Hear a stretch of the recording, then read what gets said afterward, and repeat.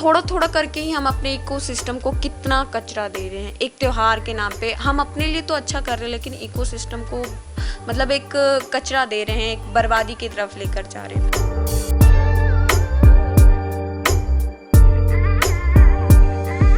But ये जो cotton thread की राखियाँ हैं, अगर ये भाई अपनी कलाइयों से उतार कर इनको गमलों में डाल दे तो ये बायोडिग्रेडेबल है और आसानी से मिट्टी में घुल जाएगी। और इसके साथ एक बीज भी है जो एक पौधा या प्लांट का रूप ले लेगा।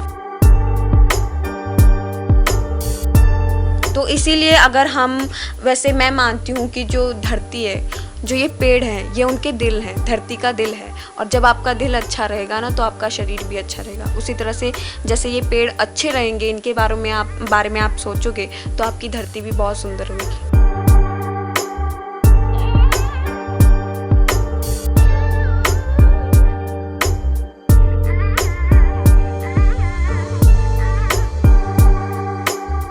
नेचर, हम जितना आगे बढ़ते जा रहे हैं नेचर को उतना ही भूलते जा रहे हैं।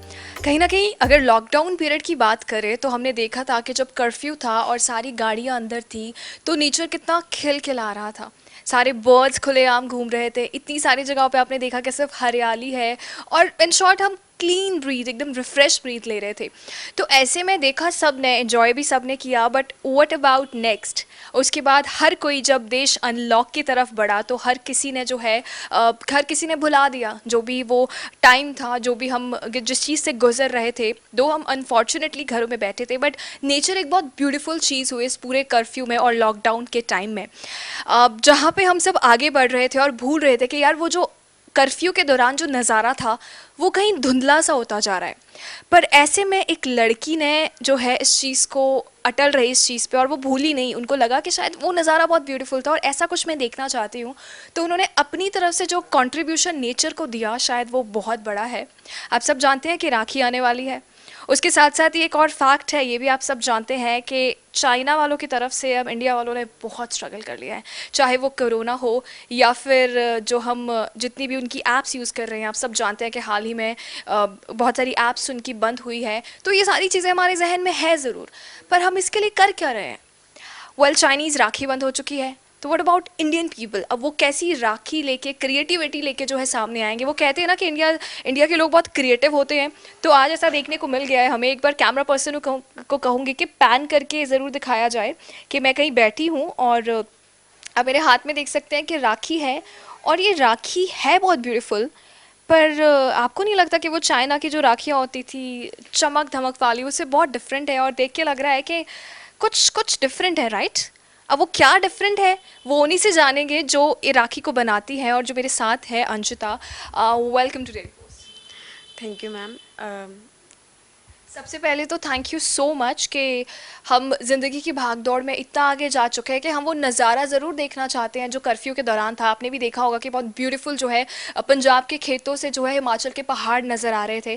तो ऐसे में वो चीज़ आपने भुलाई नहीं, आपके जहन में वो चीज़ें रही, तो आपने नेचर को बनाते हुए ये राखियाँ बनाई है। मैं चाहती हूँ एक बार आप पूरी तरह से जो है इसके बारे में दर्शकों को ज़रूर बताएँ। जैसे कि आप देख रहे हैं ना, ये राखियाँ, एक्चुअली ये राखी बनाने का मेरे मन में ऐसे मतलब एक ऐसा जहन आया मेरे मन में कि जो हम राखियाँ लेते हैं मार्केट से, आर्टिफिशियल राखियाँ लेते हैं, उनकी कीमत भले ही कम हो पर उन पे जो प्लास्टिक्स यूज़ होते हैं या चाहे वो थोड़े से प्लास्टिक हो, बट हम इंडिया में कितने भाई बहन हैं जो राखियाँ मतलब बहनें राखी बांधती अपने भाइयों को।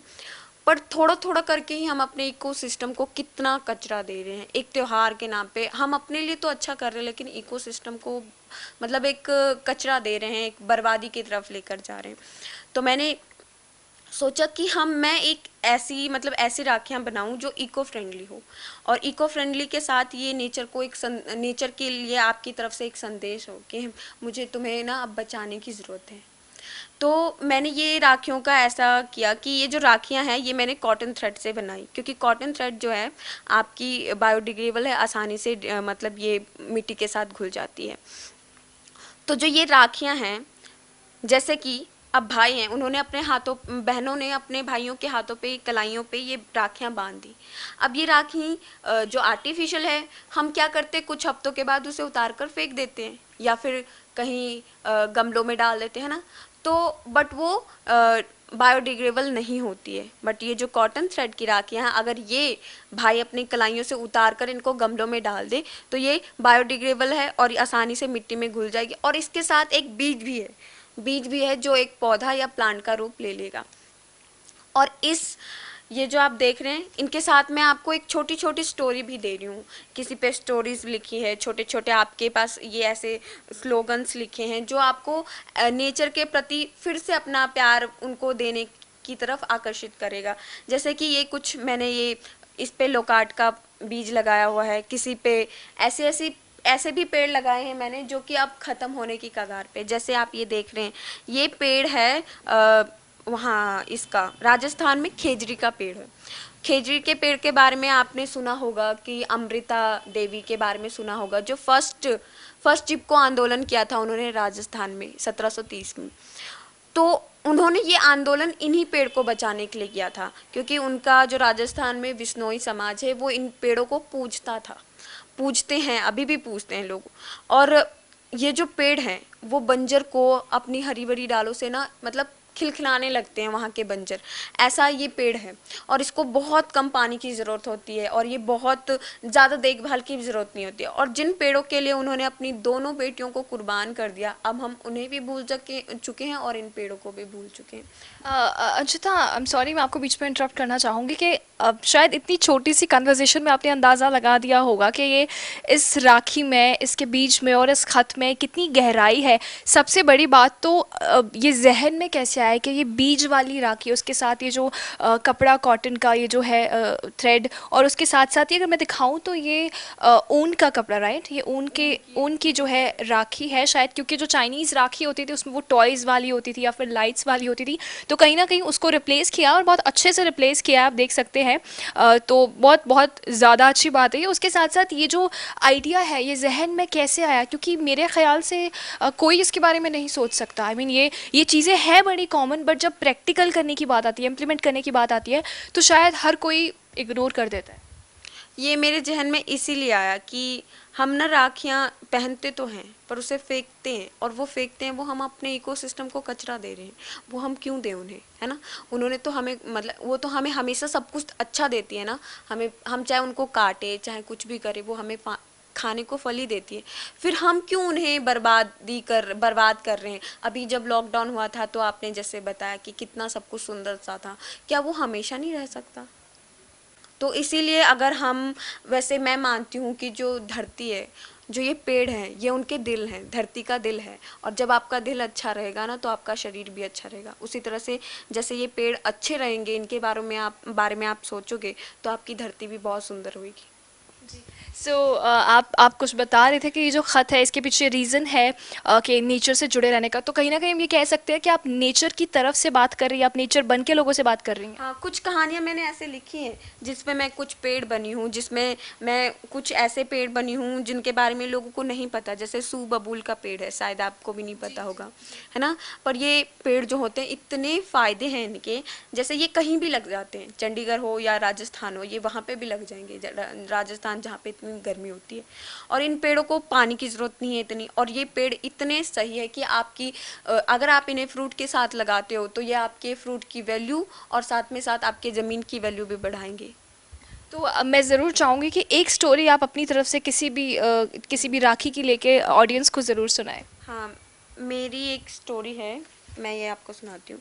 ये एक तरह से नदी की कहानी है। छोटी सी नदी है जो लोगों से बात कर रही, मतलब लोगों के लिए सोच रही है एक तरह से। तो मैं आपको सुनाती हूँ। कहानी क्या कहूँ मैं अपनी, मैं कल कल बहती हजारों कुएं तालाबों और लाखों लोगों का प्यास बुझाती हूँ। पर एक समस्या कुछ दिनों पहले आई है। मैं पास में भोला के गांव तक नहीं पहुंच पा रही। वहां बहुत बुरी हालत होने लगी। खेत बेचारे मेरा इंतजार कर कर मुरझाने लगे हैं, नहरें भी उदास पड़ी हैं। पर क्या करूं, इस साल बारिश भी तो नहीं पड़ी, वरना मैं खिलखिलाती अपने दोस्तों के पास पहुंच जाती। मैंने बादलों को भी संदेश भिजवाया है, पर वो कहते हैं हम भी क्या करें, मानव पेड़ ही इतना काटते हैं कि हम चाहकर भी भोला के गांव की तरफ रुख नहीं कर पाते। अब मुझे बहुत चिंता है कि भोला क्या करेगा। भोला समझता ही नहीं कि जब पेड़ काटे जाएंगे तो बारिश कहाँ से आएगी। कैसी लगी आपको? बहुत सुंदर, बहुत ब्यूटीफुल। आई मीन इतनी प्यारी कविता और इतने प्यारे थॉट्स। पहले तो मैं जानना चाहूँगी आप स्टडीज़ क्या कर रहे हो, आप पढ़ाई क्या कर रहे हो, और एकदम से इतनी सारी क्रिएटिविटी। आई मस्ट से कि we need more people like you. अभी मैं ग्रेजुएशन में लास्ट ईयर में हूँ, थर्ड ईयर में हूँ मैं। जो पीजीसी कॉलेज 11 से पढ़ रही हूँ, जो सेक्टर 11 में कोएड कॉलेज है वहाँ से पढ़ रही हूँ। और मुझे लिखने का बहुत पहले से शौक है। छोटी छोटी स्टोरीज, बड़ी बड़ी स्टोरीज लिखती हूँ मैं। बट मैंने ये फर्स्ट टाइम लोगों के सामने एज लेकर आई हूँ मैं, फर्स्ट टाइम। तो अभी मेरे पास आर्ट्स सब्जेक्ट हैं, मतलब सोशोलॉजी पॉलिटिकल, और यही सोशोलॉजी पॉलिटिकल और पोल साइंस, यही है। वेल दैट्स गुड, बट अगर मैं पूछूं आपके फ्यूचर प्रोस्पेक्ट्स क्या है, आप लिखना चाहती है या कुछ और जो है नेचर के लिए या फिर लोगों के लिए? क्योंकि मुझे आपसे बात करके लग रहा है कि आप उन लोगों में से हैं जो सोसाइटी को कंट्रीब्यूट करना चाहते हैं, जो शायद सोसाइटी में रहकर ही चीज़ों को सुधारना चाहते हैं। जी बिल्कुल, मैं चाहती हूँ कि मैं अपनी सोसाइटी को, मैं मानती हूँ ऐसा कि जो इंसान बनता है, ऐसा मैंने सोशियोलॉजी में पढ़ा है कि जो इंसान है वो अपनी सोसाइटी से ही बनता है। जो वो सोसाइटी में सीखता है, बस वो उसके ऊपर है कि वो क्या चीज़ें लेना चाहता है, अच्छी चीज़ें लेना चाहता है या बुरी चीज़ें लेना चाहता है। तो मैंने सोसाइटी से अच्छी चीज़ें ली है और मैं चाहती हूँ कि मैं वो अच्छी चीज़ें उन्हें वापस दूँ। तो मैं सोसाइटी के साथ भी काम करना चाहती हूँ। अगर ऑफ कोर्स आप सोसाइटी के साथ काम करना चाहते हैं तो बहुत सारी करंट चीज़ों को लेके जो है ऑफ कोर्स बहुत ज़्यादा अवेयर होंगी। आजकल अगर यंगस्टर्स की बात करें तो डिप्रेशन सबसे बड़ा जो है पॉइंट बन चुका है। हर चीज़ से भागने के लिए एक डिप्रेशन है उनके पास, और डिप्रेशन के बाद सुसाइड है। तो ऐसी चीज़ें बहुत कॉमन हो चुकी हैं। आप भी एक यंगस्टर हैं, आप भी टीन एज से गुजरी हैं और अब आप इस एज में आ चुकी हैं, और बहुत सारी चीज़ें आपकी लाइफ में भी ज़रूर होती होंगी। तो सबसे पहले मैं जानना चाहती हूँ कि बहुत सारे स्टूडेंट्स जो है वो भी हमें देख रहे होंगे, बहुत सारे बड़े लोग भी हमें देख रहे होंगे। तो ऐसी ऐसे दिमाग में ऐसी कोई चीज़ है, कोई पॉजिटिव थॉट्स आप लोगों को देना चाहे जो स्ट्रेस से कोप अप कैसे करे, या फिर एक सोसाइटी में एक ऐसे कैसे रहे कि क्योंकि क्योंकि बहुत सारी नेगेटिव वाइब्स लोग ले रहे हैं। देखिए, जो मैं जहाँ तक मानती हूँ कि एक जो प्यार जिसे लव बोलते हैं ना, ये आप अगर अपनी नेचर से, अपने मम्मी पापा से, अपने रिश्तेदारों से और सोसाइटी में और भी बहुत लोग हैं उनसे करें ना, तो ये स्ट्रेस, जैसे बात करना, मुझे भी स्ट्रेस होता है, सबको स्ट्रेस होता है। तो अब हर कोई स्ट्रेस मैनेजमेंट नहीं पढ़ सकता है ना। तो आप अपने फ्रेंड से बात कीजिए, अपने मदर से बात कीजिए। और ज़्यादातर मैं, अगर मुझे स्ट्रेस होता है तो मैं कुछ ऐसी चीज़ें करती हूँ जैसे कि लिखना। मैं अपने थॉट्स लिखती हूँ, अगर मुझे स्ट्रेस होता है तो मैं लिखती हूँ उसे डायरी में। और अगर आप उसे लिखेंगे और बाद में आप पढ़ेंगे ना, तो आपको ऐसा लगेगा ये तो बचकानी हरकतें हैं, मतलब मैं ऐसा कैसे कर सकती हूँ। और मैं ये मानती हूँ कि जब भी आपको स्ट्रेस आए, आपको दुख हो, तकलीफ हो, तो आप ना चीज़ों को दूरबीन से देखिए, मतलब कि चीज़ों को ना दूर से देखिए। जैसे कि अभी मेरी मम्मी के साथ लड़ाई होगी, अभी तो मैं बहुत स्ट्रेस में हूँ, ऐसा मतलब मैं फील करूँगी कि मैं बहुत स्ट्रेस में हूँ, है ना, मुझे मम्मी के साथ बात नहीं करना चाहिए। फिर मैं उसे दूर से देखने की कोशिश, इतनी सी बात तो थी, मम्मी मुझे इतना प्यार करती है, जब मैं बीमार होती हूँ तो मुझे इतनी मतलब केयर करती है, मुझे खाना खिलाती है, कुछ भी। तो ये होती है दूरबीन से देखने की चीज़ें। तो मैं ऐसा करती हूँ, मैं हर चीज़ मतलब एक तरह से दूर से देखती हूँ, दूरबीन से देखती हूँ, तो मुझे वो स्ट्रेस मैनेजमेंट में काफ़ी अच्छा होता है। और आजकल लोग पता स्ट्रेस क्यों होते हैं कि मुझे कोई डिसलाइक करता है। हर लड़की में मैंने कुछ चीज़ें पढ़ी हैं कि हर लड़की या लड़के ऐसा कभी भी अपने आप को अकेला पाते हैं तो हमेशा अपनी बुराइयां करते हैं। जैसे मैं हूँ, तो मैं ऐसे अपने आप की बुराई करूँगी कि मैं मोटी हूँ, मैं काली हूँ, है ना। तो ये सब चीज़ें आप उस वक्त ना, जब आपको ऐसा फील हो कि मैं अपने बारे में कुछ गलत सोच रही हूँ, तो उससे अच्छा आप अपने आप को आईने के पास जाए और अपनी खूब सारी तारीफ कीजिए। तो और फिर साथ में ये ज़रूर बोलिए कि यार मैं अपनी फेवरेट हूँ, है ना। हाँ। सी हम गर्ल्स अपनी फेवरेट होती है। Well let's get back to this one कि ये बहुत प्यारी चीज़ है। तो सबसे पहले ये पूछना चाहूँगी कि आप लोगों तक इन राखियों को कैसे पहुँचा रही है। आई एम श्योर मीडिया एक बहुत बड़ा साधन है, पर उसके द्वारा भी सोशल मीडिया, और फिर लोगों तक ये मैसेज कैसे पहुँचाएगी, वो राखियाँ कैसे ले?